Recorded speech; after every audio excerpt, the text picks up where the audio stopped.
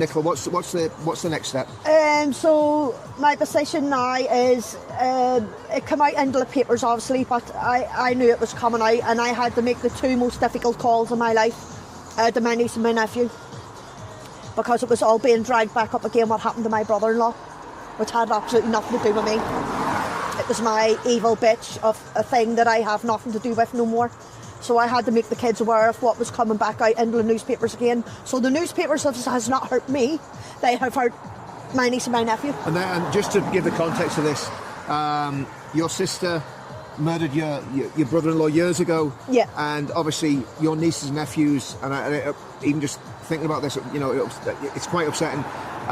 So your family went through that trauma, and because you said F Islam, the papers thought it was suitable for that to be dragged up. Yeah. Which just shows the gut of journalism that's going on. And people say that, freelance journalists and citizen journalists aren't journalists. Well, to me, someone that's dragging up something that's going to traumatise a family, shame on them. That's not journalism either. Yeah. So how did the newspapers cover you? Because again, just giving a bit of your history, what's your background? What have you worked at before? So basically, over in England, I used to work for the prison service. As a prison officer? So we would go in, we were like contractors. So we would go in the morning, sort our vehicles out, then we'd go out into the prisons, take whatever prisoners were taking them to whatever courts. So I done the transporting, and if they were short-handed with officers within the courts, I would do the cells, and then obviously sit in the dock.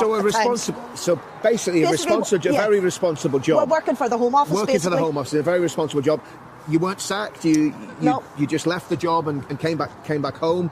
And I actually came back home because my brother took his own life in 2016.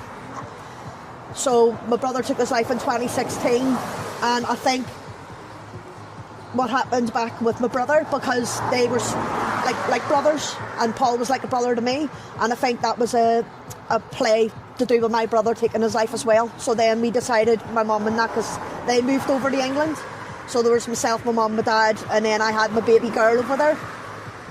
So we moved back in 2016. And then as soon as my brother, he took his own life, the papers thinged it all up again about my brother-in-law and my sister, and had that to do with my brother's thing as well. So I'm going to be saying about these papers as well. So your family's been through a lot of trauma, and the papers have not helped? They haven't helped. They're just anything they can get to drag it all back up again. And it's not, I'm not worried about me. I'm worried about my niece and my nephew. They've been through too much. They've lost their dad. And their uncle. And my other niece and nephew, and their uncle. And 100%.